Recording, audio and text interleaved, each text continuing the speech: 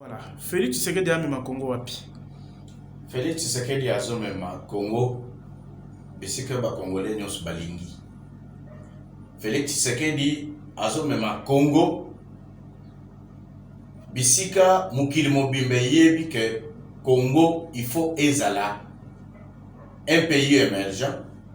Congo il faut ezala un pays respectueux. Congo il faut ebonga, Congo il faut ekende liboso. Ko lobaete amemi Congo en tant qu'État laïque. L'État laïque est lakisi lisumuté. L'État laïque est lakisi antivaleur te. L'État laïque est lakisi ba valeur. État laïque est lakisi une éthique, il y a gestion, il y a malamu, il y a bien, il y a l'État. État laïque est lakisi na tous à la musulman, tous à la chrétien, mais au moins ba valeur commune et au takande pas ya nzambe. Soki a lobby na makambo oyo la eteli Israël que aza boussole nani muto yebi ete même ba musulman ba yebi yango que Israël ba juif c'est un peuple élu de Dieu. Et bani bongo. Aza en contradiction parfois na ba père né Afrique mususu. Mais papa, il faut toyer bayango.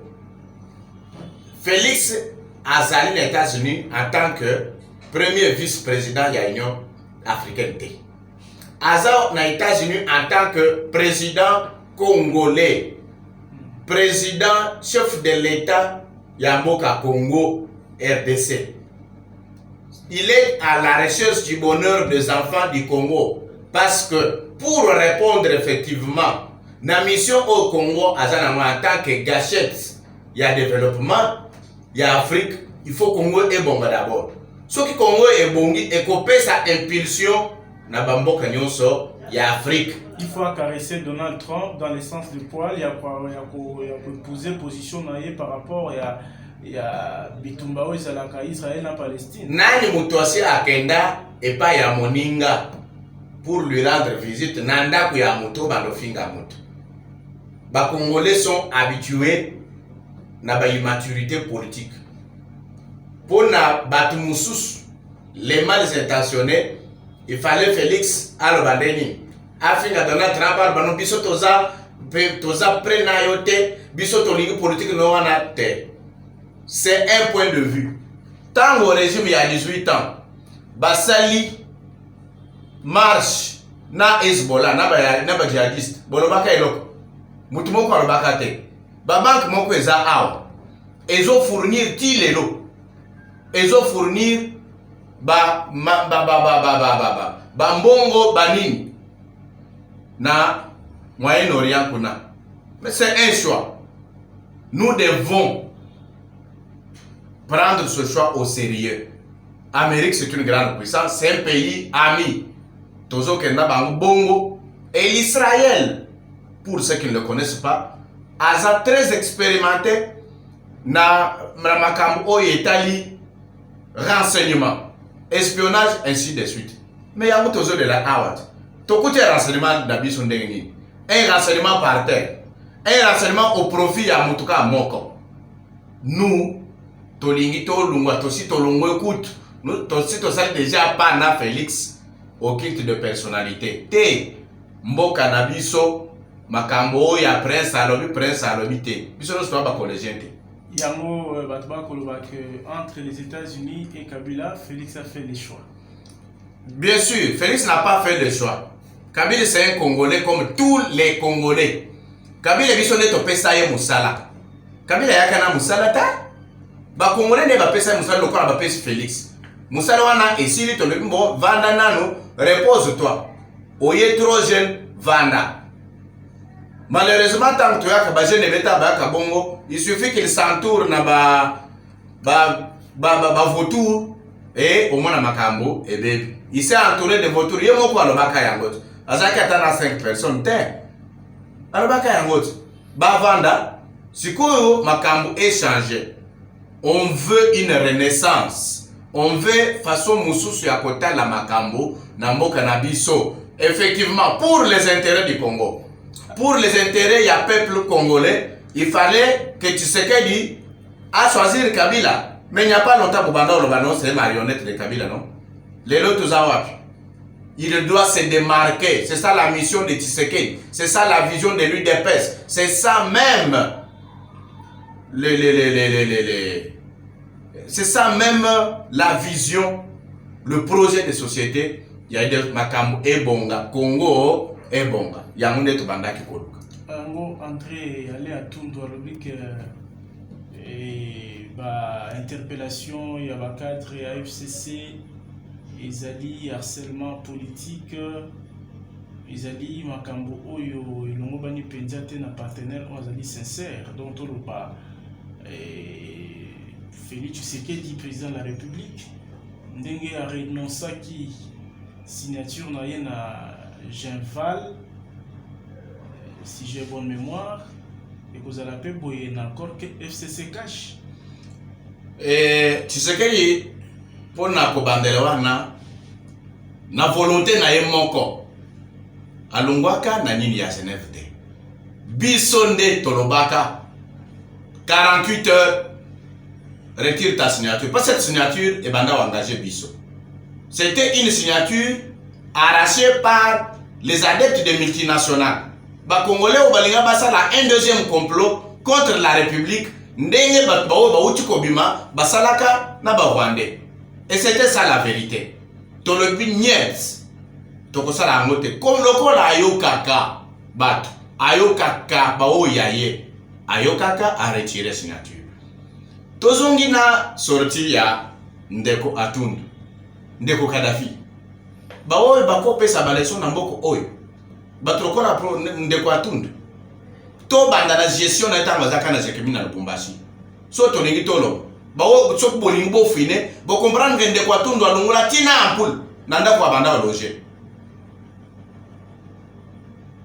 C'est la première des choses. La deuxième, c'est la première fois na apprendre que ba mandataire, bazaki ba mandataire ya FCC. Mais biso to yebe ba mandataire oyo ya ba entreprise publique ya mboka na biso ya l'état congolais.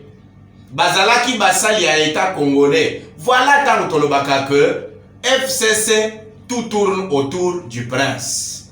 Nyonso kaka prince, autorité morale, autorité morale. Au lieu ya kosala la mboka, voilà on tombe na ba makambo ya bongo. Non. Et puis, est-ce que Ezakashi, ce ne cache Moutou à interpeller Bandekou?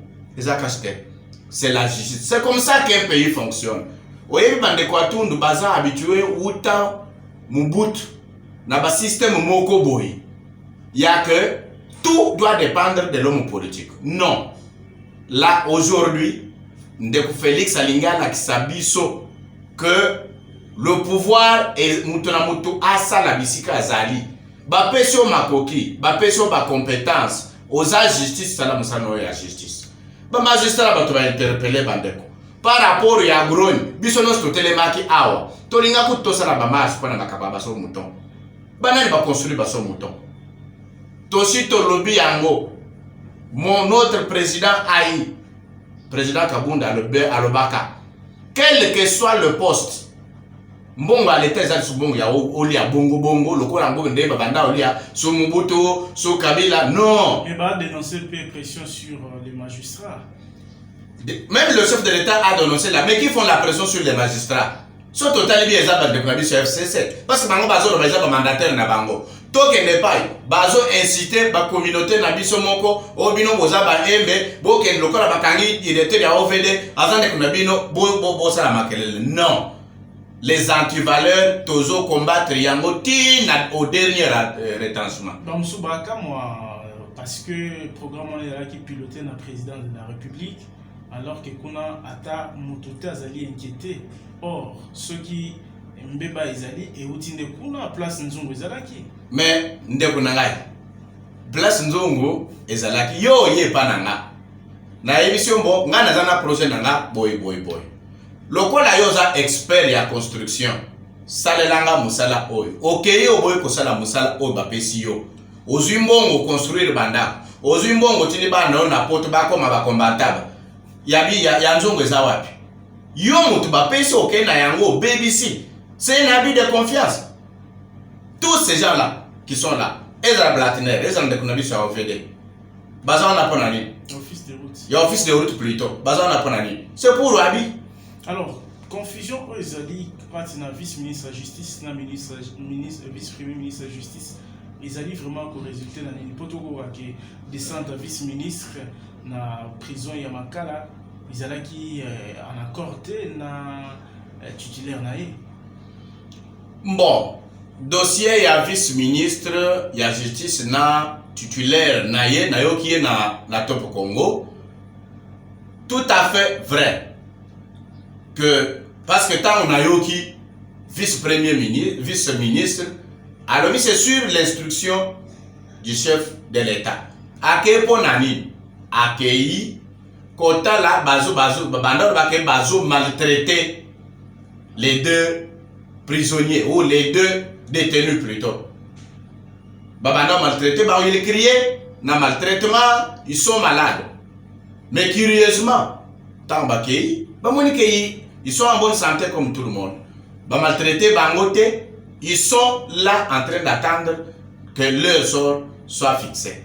Et c'est là que je vais dire que point de vue bande kunabiso bazana gouvernement, aux ministres, aux vice-premiers ministres, évitez-nous des confusions inutiles.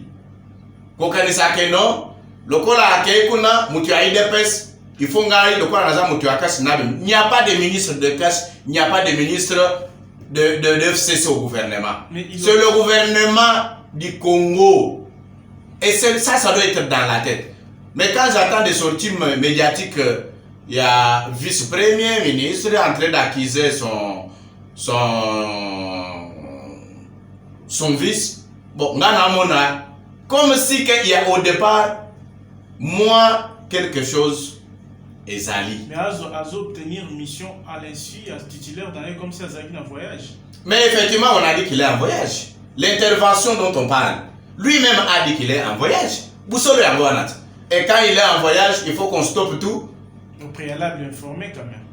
Informé. En voyage, si il est avéré que Eza Mukundiambo Kunde a payé instruction, il fallait informer Mukundiambo a payé instruction, ça ne se fait pas. Si ça vient du chef de l'État, l'instruction est exécutée à la minute. Et ça concerne celui à qui on a donné cette instruction.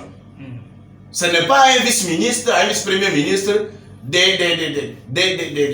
de faire ombrage à l'instruction du chef de l'État. Ça ne se fait pas.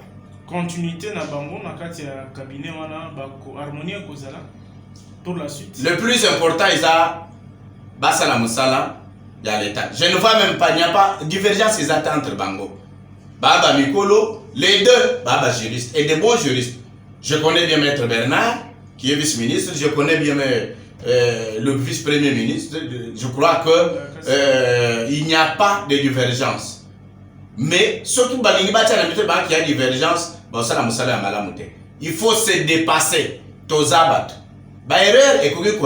Mais pour le bien de l'État, il faut aller au-delà. Mais au moins, il n'y a aucune loi qui permet à un ministre de justice, un vice-ministre, pour aller en particulier vers un prisonnier. Non. Parce que, au contraire, on pouvait même aller vers Oyo, Aïbinguba, na Wenzu. Basa Belewana, que Oyo Aïbiba millions ya Congolais. C'est ça leur particularité. Ils méritent plus être maltraités que Bana Oyo Mike, Bazana détention, rien que pour avoir volé les arachides au marché de ma tête. Et c'est ça le problème. Merci beaucoup. Merci Ndeko Kadhafi.